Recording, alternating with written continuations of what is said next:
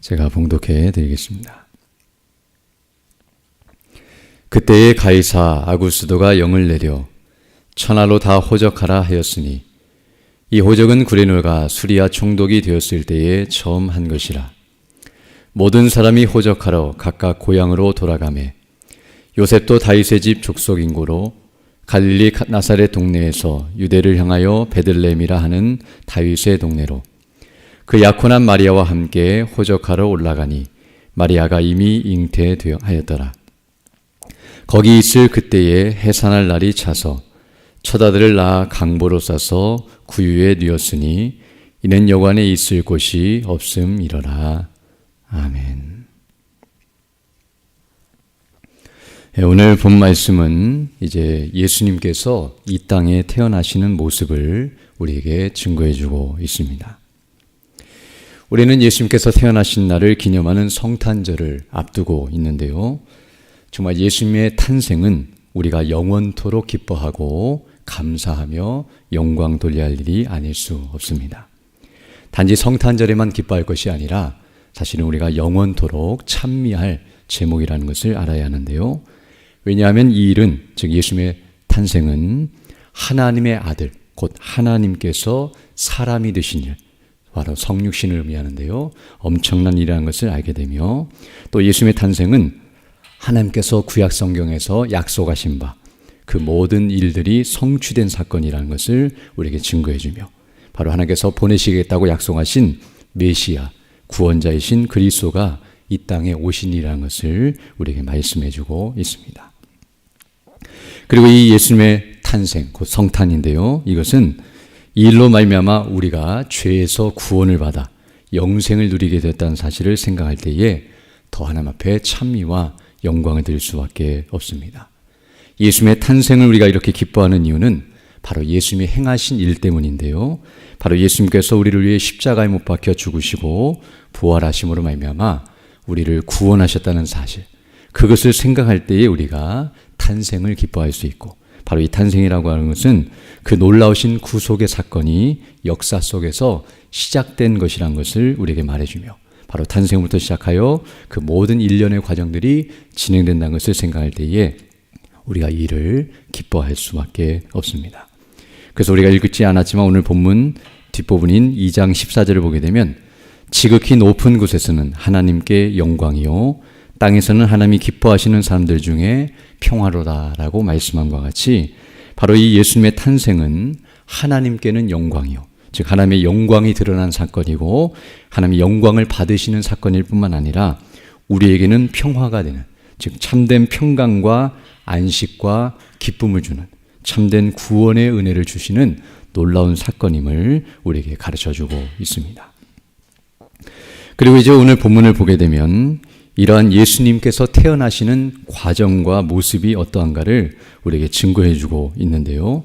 지금 누가복음 2장 1절로 17절 말씀을 살펴봤는데, 먼저 1절로 5절 말씀에서는 바로 예수님께서 태어나신 곳이 유대 땅 베들레헴이라는 곳이라는 것을 우리에게 증거해주고 있고, 그리고 6절로 7절은 예수님의 태어나신 장소가 마구간이라는 사실을 우리에게 말해주고 있습니다. 그래서 1절부터 보게 되면 이렇게 말씀하고 있는데요. 누가복음 2장 1절입니다. 그때에 가이사 아구스도가 영을 내려 천하로 다 호적하라 하였으니 이 호적은 구레노가 수리아 총독이 되었을 때에 처음 한 것이라. 즉 로마의 황제였던 아구스도가 이제 온 땅에 명을 내려서 모든 사람들은 다 호적하라라고 명령을 내는데요. 그 명령을 내린 이유 중에 하나는 정치적인 목적으로, 또 여러 가지 많은 세금을 걷기 위해서 사람들의 숫자를 파악하기 위해 이런 일들을 행했던 것으로 보여집니다. 어찌되었든 이렇게 호적하라 명하자 이제 3절 보게 되면 모든 사람이 호적하러 각각 고향으로 돌아가매 요셉도, 즉 예수님의 육신적인 아버지였던 요셉도 다윗의 집 족속이므로 갈릴리 나사렛 동네에서 유대를 향하여 베들레헴이라는 다윗의 동네로 그 약혼한 마리아와 함께 호적하러 올라가니 마리아가 이미 잉태하였더라라고 말씀해주고 있습니다. 즉 오늘 본문을 보게 되면 요셉과 마리아가 살던 동네는 갈릴리 주변에 있었던 나사렛이라고 하는 동네였었는데요. 그러나 호적을 하기 위해서 그들의 고향이었던 베들레헴까지 내려가게 되었다는 사실을 말해주고 있으며, 그때 이미 마리아는 잉태한 상태에 있었고, 즉 예수님을 성령으로 말미암아 잉태하였고, 그리고 거의 막달이 되어서 이제 그곳에 도착해서 얼마나 있었는지 모르겠지만 오랜 시간이 되지 않았던 것으로 보여지는데요. 바로 그곳에서 아이를 낳았다는 것은 정말 만삭이 된 상태에서 내려갔다는 사실을 우리에게 말해주고 있습니다. 이처럼 오늘 본문에 나타난 이 사건, 그리고 이제 그곳에 도착했을 때 6절을 보게 되면 거기 있을 그때에 해산할 날이 차서, 7절 보게 되면 첫 아들을 낳아 강보로 싸서 구유에 누였으니 이는 여관에 있을 곳이 없음이러라 라고 말씀해 주고 있는데요.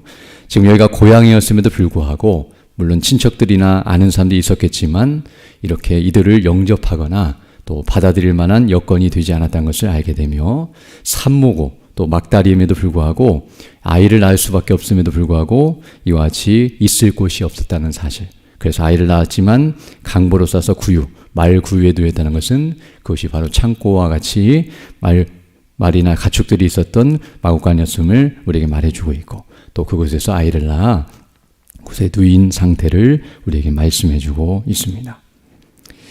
이처럼 오늘 본문의 말씀을 보게 되면 먼저 예수님께서 베들레헴, 유대 땅 베들레헴에서 태어나셨다는 사실을 말해주고 있는데요. 오늘 본문에서 이 일은 정말 놀라운 일이 아닐 수 없는데, 왜냐하면 이 베들레헴에 태어나셨다는 것은 바로 구약에서 약속하신 대로 오신 메시아 그리스도이심을 증거하는 표징이 되기 때문입니다. 오늘 본문에 나타나 있지 않지만 마태복음을 보게 되면 동방박사들이 찾아왔을 때에 헤롯 왕이 그 메시아가 어디서 태어날 것인가를 묻자 바로 구약 성경에 예언된 대로 베들레헴이라고 가르쳐주는 내용이 나오는데요. 바로 베들레헴에서 메시아가 태어나실 것을 구약에서 말씀하신 것과 같이 예수님께서 바로 이와 같이 태어나심으로 말미암아 성경이 약속하는 바, 하나님께서 말씀하신 그분이시라는 사실을 이와 같이 증거해주고 있습니다. 만약 아구스도가 영을 내리지 않았다고 한다면 예수님은 나사렛에서 태어나셨겠지만, 그러나 이런 모든 과정을 통해서 예수님께서 베들레헴에 태어나심으로 성경을 이루시고 있다는 것을 우리에게 보여주고 있는데요. 오늘 이 본문을 통해서 우리는 하나님께서 그 뜻하신 바를 이루시기 위해 로마 황제로 하여금 이와 같이 호적하라고 명하셨다는 사실을 명하게 하셨다는 것을 알게 되며, 이것을 통해서 우리는 하나님께서 역사를 주관하심으로 그 뜻을 반드시 이루어 가시는 분이시라는 사실을 우리에게 증거해 주고 있습니다. 이 땅에서 일어나는 많은 일들이 사람들의 생각과 계획대로 이루어지는 것처럼 보여지고 우연히 일어나는 것처럼 보여지지만 결코 그렇지 않다는 것을 우리는 알아야 하며, 모든 역사를 주관하시고 통치하시는 하나님의 거룩하신 뜻 안에서 모든 것이 진행된다는 것을 우리가 기억하면서 그 모든 뜻에 우리가 복종하고 순종하며 믿음으로 그 모든 것들을 바라보고 또 그에 합당하게 나아가는 것이 옳다는 사실을 우리에게 가르쳐주고 있습니다. 그리고 오늘 본문에서 이제 이렇게 예수님께서 베들레헴에서 태어나시는 일은 결코 쉬운 일이 아니었다는 것을 또 말씀해주고 있는데요. 왜냐하면 요셉과 마리아가 살고 있던 나사렛이라는 동네로부터 이 베들레헴까지의 거리는 약 150km 정도 떨어진 거리인데요. 우리나라로 보면 서울에서 대전까지의 거리인데, 그 당시는 뭐 비행기라든지 그런 자동차가 있지 않았기 때문에 도보로 걸어서 거기까지 가게 되면 몇 달이 걸릴 만한, 또 이들은 만삭이 된 상태에서 움직였기 때문에 굉장히 고통스럽고 힘든 여정이었다는 것을 우리에게 말해주고 있으며, 또 막달이 가까운 산모에게 있어서는 결코 쉬운 일이 아니었다는 것을 알 수 있습니다. 그리고 그렇게 어렵게 그곳에 가서 아이를 낳게 됐는데도 오늘 본문을 보게 되면 마국간과 같이 초라한 곳에서 아이를 낳았다는 것은 부모의 입장에서 볼 때에는 정말 가슴 아프고 고통스러운 일이 아닐 수 없을 것인데요. 좀 아이를 안전하고 편안한 상태에서 낳고 싶었겠지만 이렇게 초라하고 형편없는 곳에서 아무도 축하해 주지 않는 그런 연약한 상태에서 아이를 낳고 있는 이 모습을 볼 때, 인간적으로 볼 때는 정말 초라한 모습이 아닐 수 없을 것입니다. 그러나 우리는 이 모습을 통해서 한 가지 또 하나 기억해야 할 것은, 하나님의 뜻이 이루어지는 과정은 이와 같이 어렵고 힘들 수 있다는 사실 또한 가르쳐 줍니다. 즉 마리아와 요셉이 하나님의 뜻에 순종하여 성령으로 잉태가 되었고, 그리고 그 뜻을 따라서 순종하며 나아간다 할지라도 이와 같이 하나님의 뜻을 이루어지는 과정은 어렵고 힘든 일들이 반복될 수 있다는 사실과 또 어려움을 우리가 당할 수 있다는 사실 또한 가르쳐 줍니다. 즉 우리가 하나님의 말씀대로 살아간다면 모든 일이 다 형통하고 편안하고 안전한 것들만 보장되는 것이 아니라 핍박과 고난을 당할 수도 있고 손해와 어려움을 당할 수 있다는 것을 우리가 기억하면서 날마다 그 뜻에 순종하며 나아가기를 힘써야 한다는 사실을 우리에게 가르쳐 줍니다.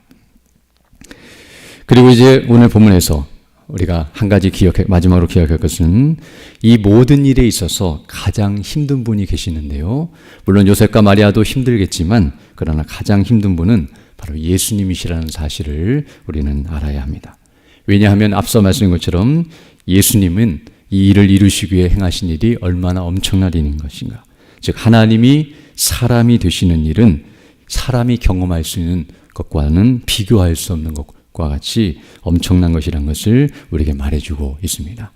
즉 요셉과 마리아가 나사렛에서 베들레헴까지 여행한 것도 힘들었다고 한다면 굳이 여행으로 표현한다면 예수님은 하늘나라 천국에서 이 땅까지 내려오신 분으로서 그 거리가 멀다는 것이 아니라 그 과정이 얼마나 힘들고 어려웠을지를 우리가 생각해 볼 수 있으며 사람이 아무리 먼 거리를 오랜 시간 동안 걸어가고 여행한다 할지라도 힘들다 할지라도 예수님께서 이 땅에 오신 것에 비하면 아무것도 아니라는 사실을 알게 되며 더 나아가서 창조주가 피조물이 되신 이 초라한 모습은 사람이 경험할 수 있는 가장 낮고도 가장 비참한 모습보다도 더 초라한 모습이라는 것을 알게 됩니다. 즉 이렇게 마국간에서 초라한 모습으로 태어나는 모습보다도 더 비참한 모습이 바로 예수님께서 이 땅에 사람이 되시고 더 나아가서 고난을 당하시고 죄값을 당하시고 십자가에 못 박혀 죽으시는 데까지 나아가는 것인데요. 바로 이런 모든 예수님이 행하신 일련의 과정을 보게 되면 지상에서 예수님이 당하신 고난과 그 어려움은 사람이 상상할 수 없고 가히 비교할 수 없는 고난이었다는 것을 알게 됩니다. 즉 이 모든 것을 통해서 우리는 알게 되는 것은 예수님께서는 하나님의 뜻을 이루시기 위해 모든 일을 행하셨으며 탄생부터 시작하여 생애와 고난과 죽으심에 이르기까지 그 모든 과정이 결코 쉽지 않았다는 사실.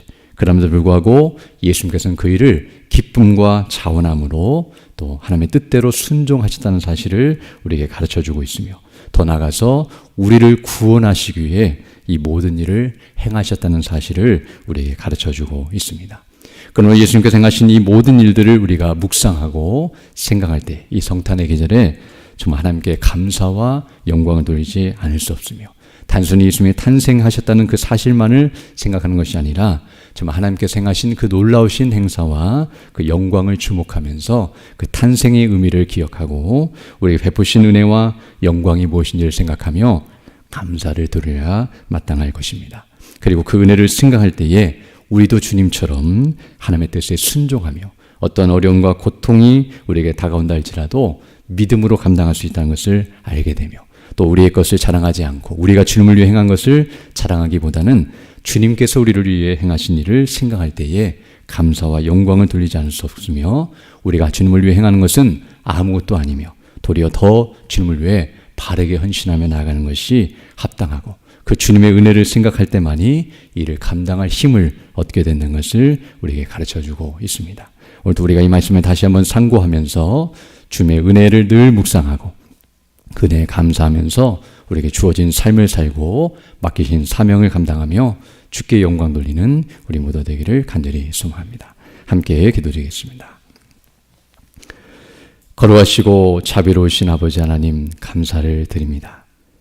지난 밤에도 우리에게 은혜를 더해 주시고 이렇게 다시금 새날 새 아침을 시작하며 주께 경배하며 영광 돌릴 수 있도록 은혜 베풀어 주심을 감사드립니다.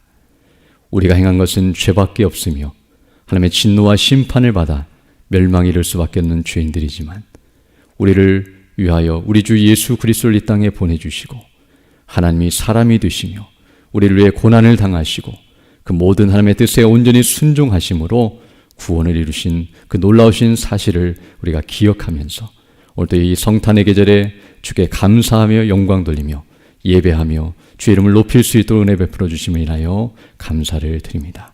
이 사실을 알지 못하는 수많은 사람들에게 이 기쁨의 좋은 소식을 증거하는 우리 모두 될 수 있도록 인도하여 주시고 우리의 복음을 통하여 수많은 영혼들이 주께로 돌이키며 하나님께 영광 돌리며 함께 믿음 안에 세워져 나가고 주님 오실 그날까지 이 복음을 증거하며 살아가는 우리 모두 될 수 있도록 은총을 더하여 주옵소서.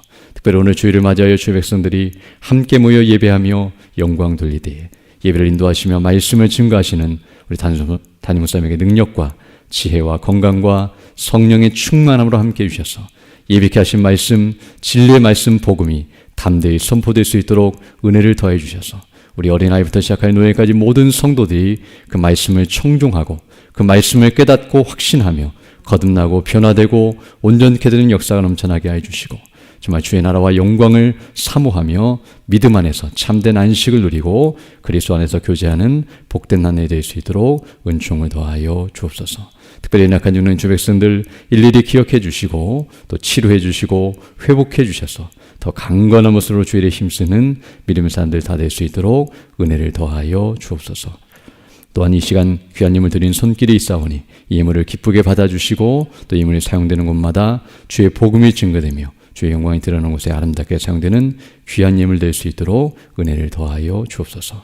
이 시간 기도도 주의 성령께서 함께하사 믿음으로 주의 뜻을 간구하는 귀한 시간 되게 하시고 그 뜻을 따라 살아가는 복된 한 해 될 수 있도록 은총을 더하여 주옵소서.